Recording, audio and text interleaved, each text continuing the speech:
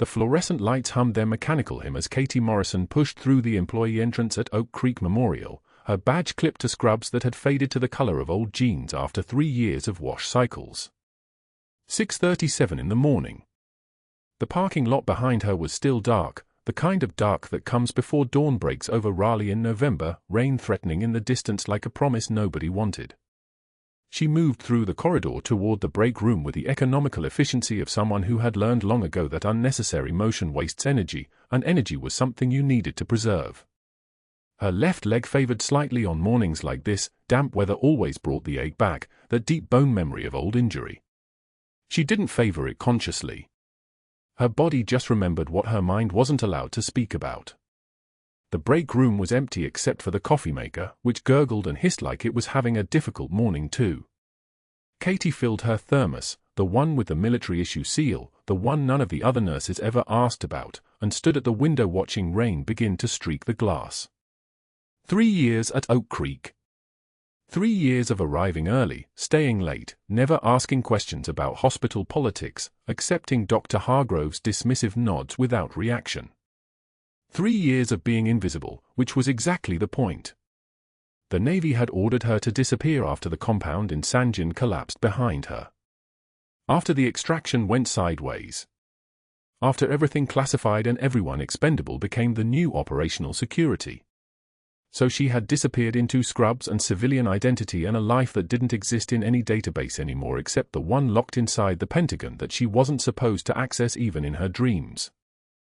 She pulled her jacket from her locker, the same jacket she had owned for 7 years, worn canvas with frayed cuffs, and her fingers found the familiar weight of the patch sewn into the lining. She didn't pull it out. She never pulled it out in public. Her thumb just traced the stitching for 3 seconds, muscle memory more reliable than conscious thought, then her hand fell away. The patch was there. That was enough. That had to be enough because the alternative was remembering the faces of the men she had carried out of Sangin before the government buried their records and told her to become someone else. 12 men. 12 names that didn't exist in any official history. 12 ghosts that followed her through Oak Creek Memorial in the spaces between heartbeats. The shift started like every other shift. Katie clocked in at 6:45 and moved to the cardiac unit, where she checked charts and 4 lines and did the 1,000 small invisible tasks that kept patients breathing while the doctors made the decisions that would be credited in their files. She was good at it. The precision came naturally. Her hands didn't shake when they needed to be steady. Her voice stayed level when families asked hard questions. She knew the anatomy better than most nurses, the physiology, the way blood pressure dropped in specific patterns when systems began to fail. That knowledge came from somewhere she couldn't name. That knowledge came from training that predated her current identity by 11 years. At 7:18, the ER doors burst open like someone had kicked them from the outside. Gurney rolling fast. Medics calling numbers she caught instantly. She was trained to catch them, trained to process data in milliseconds, trained to move toward crisis instead of away from it. The patient was a man, mid-50s probably, his eyes closed but not in sleep. Blind. She could tell by the way his head turned toward sound instead of movement, the way his daughter gripped his hand with the practiced desperation of someone who had learned to be his eyes. His name was Marcus Chen. She heard the medics say it twice. Admitted from VA clinic with complications, shrapnel still embedded near the thoracic spine, 2 prior surgeries that hadn't resolved the issue, pain management no longer controlling the neurological symptoms. Katie stepped to the side of the gurney without being asked, her eyes on the monitors the medics had attached. Vital signs elevated but stable. O2 94%. Heart rate elevated, anxiety, probably. The man's daughter, thin-faced and desperate-eyed, was still gripping his hand. Marcus's other arm was bare except for a jacket, canvas, military issue, worn in the way fabric wears when someone lives in it more than wears it. The arm was scarred. Deep scarred, surgical and old, and the kind of scarring that came from wounds that were never supposed to heal correctly but somehow did. His jacket shifted as the medics maneuvered the gurney. Just for half a second. Just enough for Katie to see the patch embroidered on the inside of his collar, faded but unmistakable. Same patch. Same unit. Same impossibility. She didn't look away. She didn't freeze. Her body kept moving with the practiced mechanics of someone trained in crisis response. But her breath caught in a place nobody could see, and her left hand moved to her jacket pocket without permission from her conscious mind, without thinking, just muscle memory recognizing something that shouldn't exist in this hospital in Raleigh on an ordinary November morning. The unit patch. The same one she kept sewn inside her lining. The same one that represented 12 names the government had erased. The same one that meant this blind veteran in front of her had been there. In Sangin. In that compound. With her. Dr. Hargrove appeared exactly 3 minutes after Marcus Chen arrived, which meant someone had already called him with patient intel. He moved through the ER like authority-made flesh, his shirt so precisely pressed it could have drawn blood, his shoes polished to a mirror shine that reflected nothing true. He was 52, handsome in the way men become handsome through money and careful nutrition, his grey hair cut in a style that cost more than Katie made in a week. His office was on the administration floor, 447 square feet of mahogany and photographs of Hargrove with hospital board members, with insurance executives, with politicians whose names appeared in the Raleigh Observer alongside donations and campaign finance stories. Power didn't look like much from the outside. Power looked like perfectly pressed cotton and shoes that reflected light. He stopped at Marcus Chen's gurney without looking at the patient. He looked at the chart. He looked at the daughter. He looked at the monitors. He did not look at Katie, who stood at the head of the bed with her hands ready, her face empty of the recognition that was moving through her system like an electrical current. "Tell trauma surgery we have an admission," Hargrove said to one of the ER nurses, not the competent one, not the one who had been trained by people who trained people to carry wounded men through gunfire. "Notify them we'll need their assessment before we consider intervention. Spinal cases are complicated. Let's not rush into anything." He left. His shoes made no sound on the tile floor, which meant he was heavy enough to be confident his weight required no announcement. Katie stared at the space where he had been, her right hand still steady, her breathing still controlled, her face still carefully, perfectly blank. But her left hand had found the patch again through the jacket pocket, the stitching familiar under her fingertips like a map she had memorized years ago but never planned to read again. The unit patch. The same patch. The same impossible proof that she was not alone in Oak Creek Memorial with her classified past and her buried names and her 12 ghosts. What happened next didn't just change the morning. It changed everything that came after, though neither Katie nor Marcus Chen knew it yet as the ER doors closed behind Hargrove and the rain outside continued its patient assault on the windows, and the monitors around Marcus's bed beeped their algorithmic warnings into the fluorescent-lit air, counting down to a moment neither of them was prepared for. The chart in her hand suddenly weighed more than it should have. The pen suddenly felt like something that might slip through her fingers. But it didn't. Nothing would slip. Nothing ever slipped with her. She had been trained too well for that. Dr. Chen's refusal came first, 20 minutes after Marcus Chen's admission. He stood in the hallway outside the trauma bay, scanning the intake file with the speed of a man already late for his next patient. Blind. Shrapnel lodged near the spinal cord. Complex neuro involvement. He didn't look up. Liability concerns. We're not equipped for this level of complication. He handed the chart back to Katie as if it was contaminated. Try the VA hospital in Durham. They have the resources. He was gone before she could respond. His shoes clicked away down the tile corridor with the rhythm of someone running from accountability. Dr. Patel came next, 23 minutes later.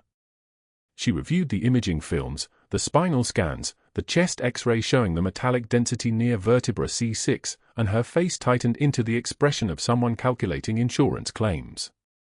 Malpractice implications. That's what she said. Not complications. Not challenges. Implications.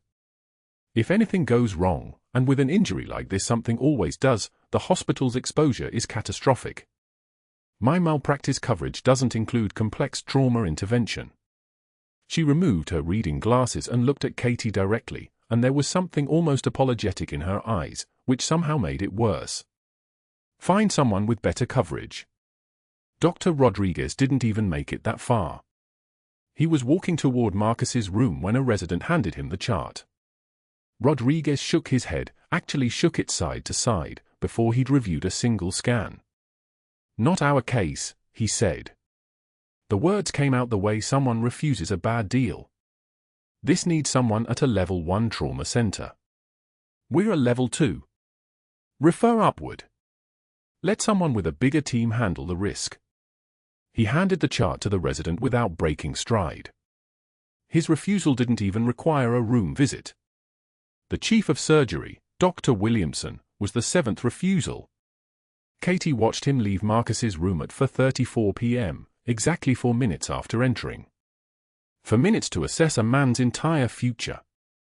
Williamson's face was the color of a legal liability memo, pale and certain. Too complex for our facility, he announced to no one in particular, which meant he was announcing it to everyone. I'd recommend contacting Johns Hopkins. They have a spinal trauma unit with the infrastructure we lack. He walked past Katie without eye contact. 7 refusals. 90 minutes. Each one another brick in a wall between a blind veteran and medical intervention. Katie stood in the hallway near the nurse's station, the chart still in her hands, the weight of it seeming to double with each rejection. Her jaw tightened. Just barely. Just enough for anyone trained to recognize the signs of a person holding composure by the thinnest margin. She watched Dr. Hargrove emerge from his corner office, moving through the corridor like a man who owned the building, because in a way, he did. The administrative tenure, the board connections, the 30-year history of maintaining protocols that protected the hospital's finances more than its patients. He moved like all that power was sewn into his seams. Katie approached him near the medication room. She kept her voice level, professional, the voice of someone who had learned long ago that volume was a luxury only the secure could afford. Dr. Hargrove, I need to advocate for the patient in Trauma Bay 3. 7 doctors have declined his case based on liability rather than medical complexity. He needs intervention. She paused. Measured. We took an oath to provide care regardless of complexity. Hargrove turned slowly. His smile appeared like a predator recognizing something smaller than itself. Morrison. He said her name the way someone says a diagnosis they've been expecting. You're a nurse. A good one, technically, bedpans and vitals, that's your lane. But medical decisions? That's above your pay grade. Literally. He stepped closer, and Katie could smell the coffee on his breath, bitter and hot. I appreciate your passion. It's touching, really. But when 7 physicians agree that a case is too risky, they're not wrong. They're protecting this hospital. They're protecting you, actually. You should be grateful. Katie's hands didn't move. Her breathing didn't change.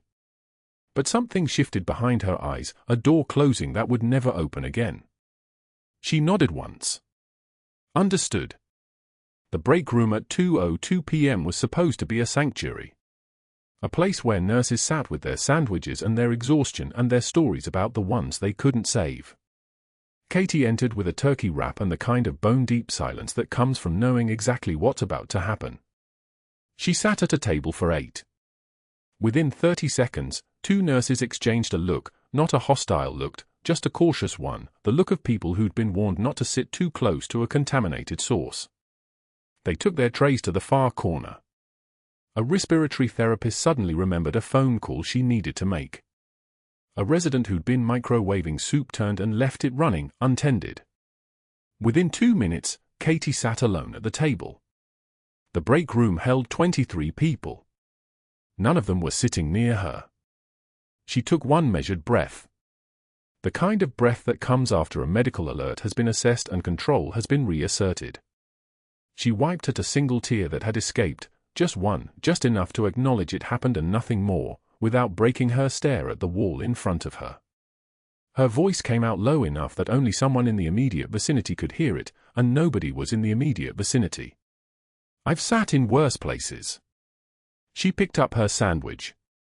She didn't eat it. But she held it, because holding something was better than holding nothing. At 3:15 p.m., Katie entered Marcus Chen's room to check his vitals. His daughter Amanda was there, sitting in the chair beside his bed, her hand resting on his arm. The monitors beeped their steady rhythm. Marcus's breathing was shallow. His oxygen saturation hovered at 91%, normal range, but moving downward, the kind of slow descent that looked fine until it became critical. Dr. Hargrove followed Katie in. She hadn't invited him. He simply appeared in the doorway the way authority appeared, unannounced and immovable. Nurse Morrison seems to think she's a doctor now, Hargrove announced. His voice had the theatrical quality of a performance designed for maximum humiliation. Let me clarify something for everyone's benefit. She is not authorized to make care decisions. She has no medical expertise beyond basic nursing protocols. And if she continues this insubordination, she'll be looking for work elsewhere. He smiled at Amanda. Your father is in good hands with the actual physicians, I assure you. The silence that followed was the kind that happens when an injustice is so direct, so public, that the oxygen leaves the room. Amanda's face flushed red. Marcus's head turned slightly in the direction of Katie's voice, his blind eyes focusing on nothing and everything at once. He'd heard her call sign in gunfire before. He knew what that voice was capable of. Katie spoke without emotion, without anger, without anything except a clarity that came from somewhere deeper than training. Someone has to remember what duty means. Hargrove's face darkened. He opened his mouth, then closed it. He turned and left the room without responding. That silence was almost worse than the words. At 4:51 p.m., Katie saw her name written on the unit board in red marker. Not printed. Not typed in a clinical memo. Written. Like a sentence. Disciplinary action. Morrison. Underneath it, in Hargrove's handwriting, insubordination. Unauthorized patient consultation. Failure to respect chain of command. He'd underlined it twice. The board hung in the hallway where every staff member, every visitor, every family member who walked past would see it. Katie stood 10 feet away, still in her scrubs, her name branded in red marker like a scarlet letter in a hospital corridor. She watched Hargrove stand in front of that board, actually stand there, actually take a moment to admire his work, and then he turned and looked directly at her. Let's call you what you are, he called across the hallway, loud enough for the entire floor to hear. Florence Nightingale. A liability I'm documenting. Do you understand what happens when a nurse with a savior complex crosses me? He paused, letting the question hang in the air like a threat written in fluorescent light. Then he walked past her as if she'd already ceased to exist. But that wasn't the worst part. The break room fell silent the moment Katie pushed through the door. Coffee cups froze midway to lips. A resident stood and left without a word. Then another. Within 30 seconds, the room had emptied completely, leaving only the hum of the refrigerator and the ghost of her presence at the counter. Hargrove's message had traveled faster than any memo could. She was toxic now. Untouchable. Nobody wanted the contagion. Katie stood alone among the abandoned chairs and stared at her reflection in the darkened microwave door. She didn't reach for coffee. Didn't sit. Just breathed. One measured breath in through her nose. 4 count hold. Long exhale through her mouth like she was clearing a rifle barrel. The trembling wasn't fear. It was restraint, the kind that comes from 23 years of being taught that showing anger was surrender. The footsteps came from the hallway before she even heard Hargrove's voice. He burst through the break room door like a man who'd rehearsed his entrance, his face flushed the color of bad wine, his words already loaded before his mouth opened. He didn't close the door. He wanted witnesses. He wanted the hallway to hear this. You performed an invasive procedure without physician authorization, he said. His voice carried the particular weight of a man accustomed to obedience. On a patient who is not your responsibility. In a hallway. Without documentation. Without consent. Without, he paused, searching for the word that would land hardest. Authority. Katie looked at him. Really looked at him. The tailored tie that cost more than her weekly paycheck. The wedding ring that glinted under the fluorescent lights like evidence of a life built on certainty. The jaw that had never learned to clench because nothing had ever made him afraid. She let a single tear escape. Just one. Let it slide down her cheek without raising a hand to wipe it away. Then she met his eyes and held them steady while she spoke with devastating calm, each word cut from something harder than stone. Someone has to remember what duty means. The silence that followed was so thick you could operate in it. Hargrove's face drained of color, not because he understood what she'd said, but because he didn't. Whatever he'd expected, trembling, defensiveness, pleading, she hadn't given it to him. She'd answered something he hadn't asked. She'd spoken a language he couldn't parse. The violation of his authority was complete because she'd done it without raising her voice. He turned and left the break room. His footsteps echoed down the hallway like a retreat. Katie counted to 60. Then she walked out behind him, moving through the corridors with the kind of calm that comes from having already survived the worst. Her badge hung from her neck like a target. Her scrubs were still damp from the emergency room sweat. Her hair had come loose from its bun and hung in dark strands against her neck, and she didn't fix it. Didn't adjust. Didn't perform the rituals of compliance anymore. Marcus Chen's room was on the 3rd floor. She knew every inch of that hallway. Knew which tile was cracked near the nurse's station. Knew that the light over the supply closet flickered every 47 seconds. Knew that the vending machine on the east corridor was broken and had been for 6 weeks. Knew this place the way soldiers know a forward operating base, every corner mapped, every exit marked, every shadow calculated. The room was dark when she entered. Marcus lay still on the bed, his chest rising and falling in a rhythm that wasn't quite right. His breathing had that tight, compressed quality of a man running out of air. The blind veteran's eyes moved toward the sound of her entrance even though he couldn't see her coming. "Nurse?" His voice was rough. "Something's wrong." "Can't." Breathing. Katie's hands moved on their own. Training took over. Pain is information. Breathing difficulty is data. She assessed him in the darkness, reading what her senses told her because the monitors told her nothing yet. His skin was cold. Clammy. His pulse weak and rapid beneath her fingertips at his neck. 140 beats per minute. The shrapnel he'd carried in his chest cavity for 3 years had shifted. Internal bleeding. His lungs were collapsing in real time, and the pressure inside his chest cavity was rising with every breath he tried to take.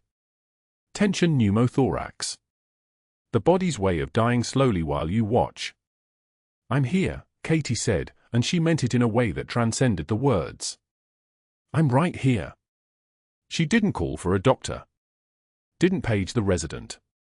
Didn't follow protocol or chain of command or the 100 small rules that governed who got to do what in a hospital. She'd recognized something in Marcus's unit patch that 7 doctors had missed completely. They'd looked at a complicated case and seen liability. She'd looked at him and seen someone who'd pulled 12 men out of a collapsing compound while rounds punched through concrete around her, someone who'd carried her out of Sangin on his back because she'd been hit twice and couldn't run anymore, someone whose forearm bore her call sign tattooed in black ink that would be invisible to his blind eyes forever. The hallway was empty. The nurse's station 3 doors down was temporarily abandoned. Katie had maybe 3 minutes before someone walked past and saw what she was about to do. 90 seconds after that before the code alert went out. 2 minutes after that before a doctor arrived and everything collapsed into chaos and documentation and the machinery of institutional protection. She moved to the supply room across the hall. Found the 14-gauge angiocath needle in the emergency kit. The alcohol wipe. The landmarks on Marcus's chest that her hands had learned to find in the dark. Second intercostal space. Midclavicular line. The space between the ribs where a needle could slip through the chest wall and into the pleural cavity and let the pressure bleed out like air from a tire. Back in the room. Marcus's breathing had deteriorated further. His O2 was dropping. The pulse oximeter on his finger would show 65 if anyone was watching it. 60 if she waited another minute. Dead if she waited too. Katie palpated the landmarks with her index and middle finger, feeling for the space between bone and lung, the gap where life and death hinged on a needle's width. The antiseptic smell of the alcohol wipe filled the small room. Marcus's breathing sounded like something drowning. "What are you?" he started. "Decompression. Trust me." It wasn't a request. It was a command. The needle went in. Smooth. Practiced. The kind of smooth that comes from muscle memory and 1,000 hours of training. The kind of smooth that can't be explained through a nursing degree earned in Raleigh, North Carolina. The hiss of air escaping. High-pitched. Urgent. The sound of pressure releasing, of breath returning, of a body getting a second to survive long enough to become someone else's emergency instead of a quiet catastrophe in the dark. Marcus gasped. His chest rose. His oxygen saturation climbed, 68, 72, 78, 82. His breathing softened. His color improved. The immediate crisis passed. The body's pressure equalized. The lungs expanded. Air moved freely again. Katie secured the needle with tape. Small, practiced movements. Her hands were steady as a surgical laser. Her voice was level when she spoke. Needles in place. Breathing? Better, Marcus whispered. How did you? Stay calm. A doctor will be here in seconds. But she was already moving toward the door, already knowing that nothing she'd just done could be explained through the lens of proper nursing procedure, already understanding that the moment a physician walked into this room and saw a needle decompressed by a nurse without orders, the question wouldn't be why she'd saved Marcus's life. The question would be how she knew how. The footsteps came from the east corridor. Running. Multiple sets. The code had gone out. The cavalry was coming. Katie slipped into the hallway just as residents and the rapid response team poured toward the room, their faces urgent and professional and utterly unprepared for what they were about to see. She reached the stairwell before Hargrove's voice cut through the intercom. Security to 3rd floor. Code compliance on Unit 7. Katie heard her own badge being deactivated from 3 floors away. The electronic lock at the stairwell wouldn't open for her anymore. She'd crossed a line so far past protocol that there was no line anymore. Just her, and the patient she'd saved, and the truth that was still sewn inside her jacket lining, still classified, still the reason she was supposed to be invisible. She walked down the stairs and toward the main lobby, moving like someone who belonged there, moving like the decision had already been made. The security guards were waiting at the front desk when she arrived. The security guards didn't move as Katie approached. They were waiting, their radios crackling with updates, their posture already shifted into the stance of men about to do something they'd been instructed to do. One of them, Rodriguez, the ex-Marine who'd worked the doors for 4 years, caught her eye for half a second. He looked away. Hargrove was already moving. She could feel it happening 3 floors above her, the way institutional power flows like electricity through a system. By the time Katie reached the front lobby, her firing had already begun. The administrator had waited exactly 4 minutes after Katie left the patient's room. He sat in his office overlooking the parking lot, the city sprawling below him like a kingdom he controlled, and he picked up the phone. The board chairman was eating dinner. Hargrove could hear the clink of silverware, the murmur of voices in what sounded like an expensive restaurant. He didn't apologize for the interruption. "I need to inform you of a critical incident," Hargrove said, his voice carrying the practiced cadence of a man who'd learned to make accusations sound like facts. "One of our nurses, Katie Morrison, 3 years on staff, performed an invasive medical procedure without physician authorization approximately 2 hours ago. A needle decompression. On a patient." Silence on the other end. "Then, she's a nurse." "Exactly." She exceeded her scope of practice by an extraordinary margin. The patient is blind, his case is complex, and 7 physicians declined to treat him for liability reasons. This nurse then positioned herself as a decision-maker and executed a critical procedure. This is exactly the kind of exposure we discussed at the last risk management meeting. The board chairman would tell 2 other board members before his entree arrived. By 6:15 p.m., it had become a pattern of reckless judgment. By 7:48 p.m., it had become a liability nightmare. Hargrove made the second call to Katie's nursing school at 5:11 p.m. He spoke to the director of clinical education, a woman named Patterson who remembered Katie as a bright but quiet student. Hargrove didn't accuse directly. He asked questions.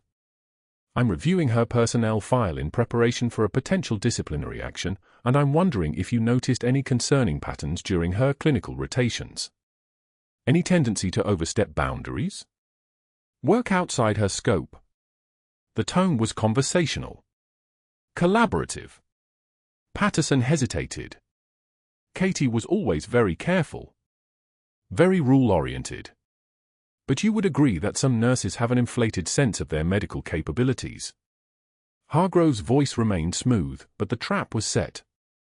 "I suppose some do." "Thank you. That's helpful context." By 6:22 p.m., Katie's nursing school credentials had been flagged for a potential inquiry. The director would later claim she was simply answering questions, but the damage had been distributed. Hargrove had made sure of that. The third call came at 6:52 p.m. Hargrove contacted the external hospital investigator, a woman named Catherine Mills who specialized in scope of practice violations and had made her career on finding problems that justified institutional protections.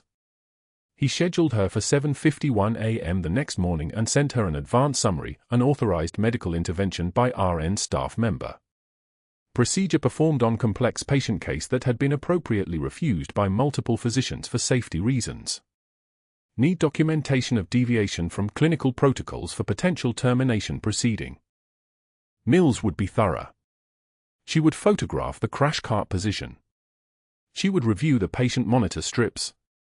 She would interview staff members and frame every answer through the lens of Katie's unauthorized actions. By the time she finished, there would be 17 separate violations documented, each one true in isolation, each one damaging in aggregate. What Hargrove didn't know was that Marcus Cheng crashed at 9:15 p.m. The on-call surgeon, Dr. Patricia Reeves, a trauma specialist with 30 years of experience, finally entered the patient's room. She'd heard the code called through the intercom. She'd heard the chaos. And she'd heard through the nursing staff what Katie Morrison, the unauthorized nurse, had done. Reeves had 2 decades of field surgery in her background. She understood what needle decompression looked like when it was done correctly. She'd seen Marcus's vitals stabilize in the nursing notes. The surgery was scheduled for emergency intervention at midnight. The shrapnel would need to be extracted under controlled conditions. Katie had bought them time. Katie had bought Marcus time. And Reeves made a mental note of that, filing it away in a part of her brain that would matter later. But at 6:16 p.m., Katie Morrison stood at the front desk of Oak Creek Memorial while Rodriguez and another security guard approached her with the expression of men following orders they didn't like. "We need to process you out," Rodriguez said quietly. "Your access card and badge." Katie removed her badge from her scrub pocket.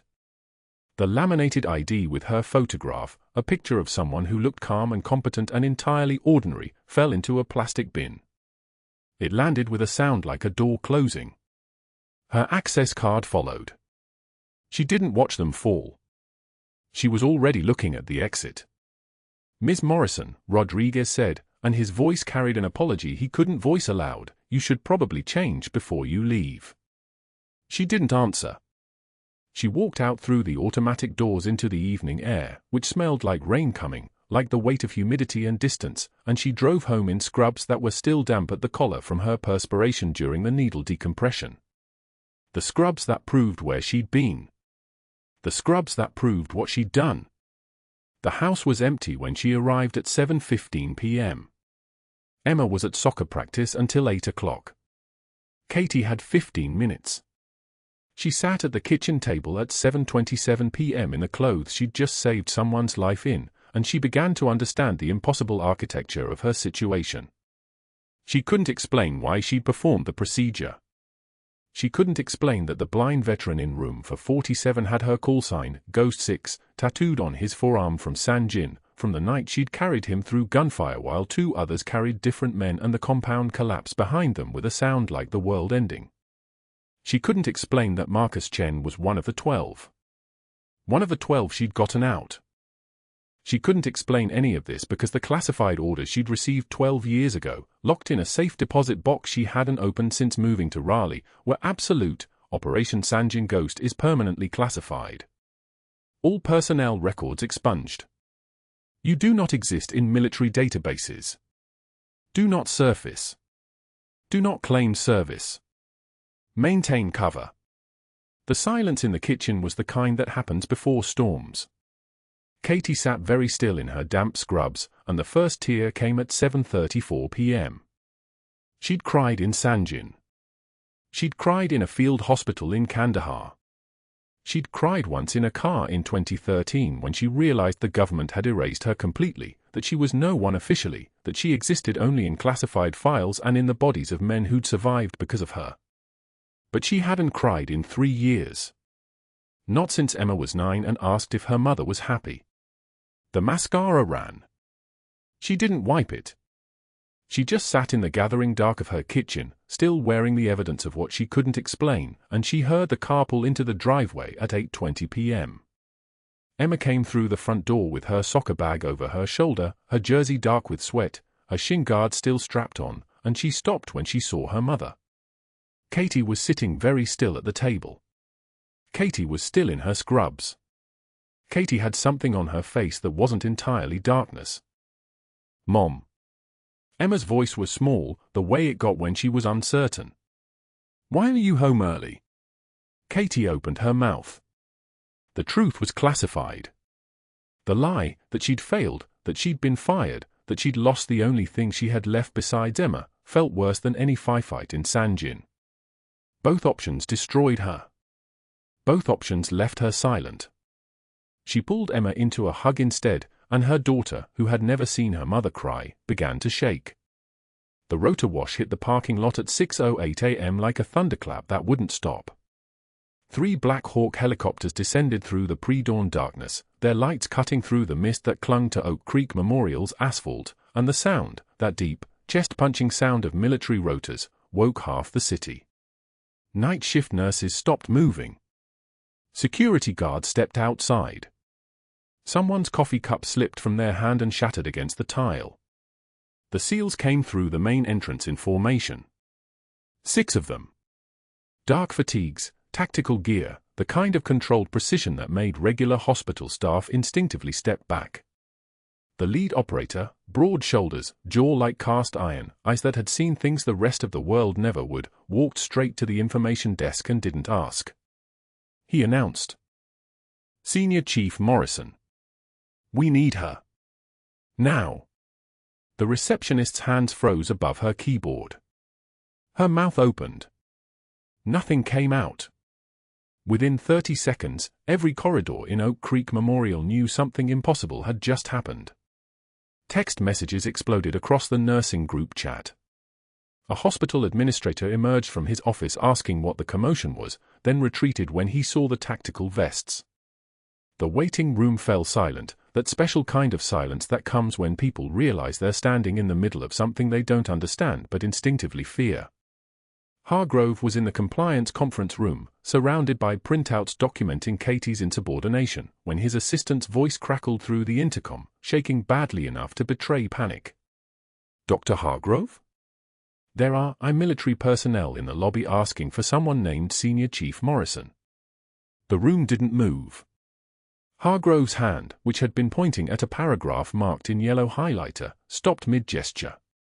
His face did something interesting then, a kind of freezing, like a predator that suddenly realizes it's not the apex in the food chain anymore. A Marine Corps veteran named Rodriguez worked in IT on the 3rd floor.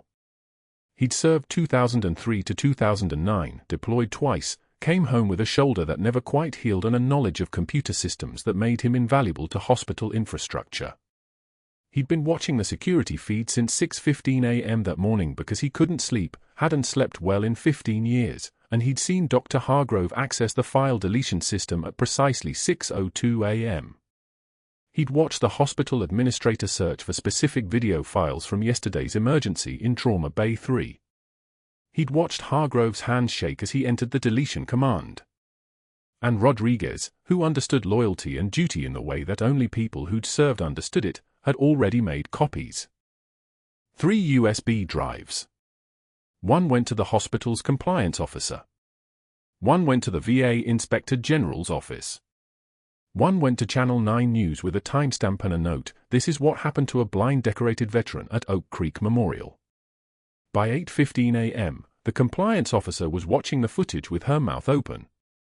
By 9:36 a.m., the VA Inspector General's investigator was on a conference call.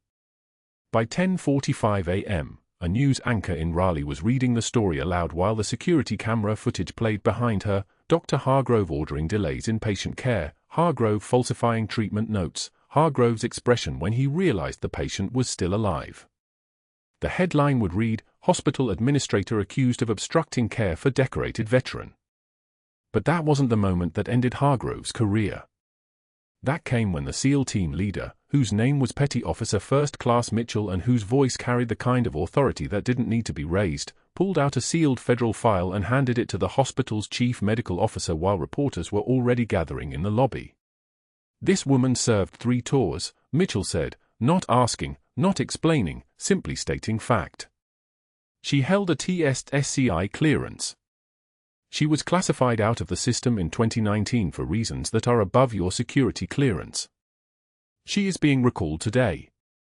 You will cooperate fully. The CMO's hands trembled as she opened the file. Service records. Redacted but dated. Clearance levels.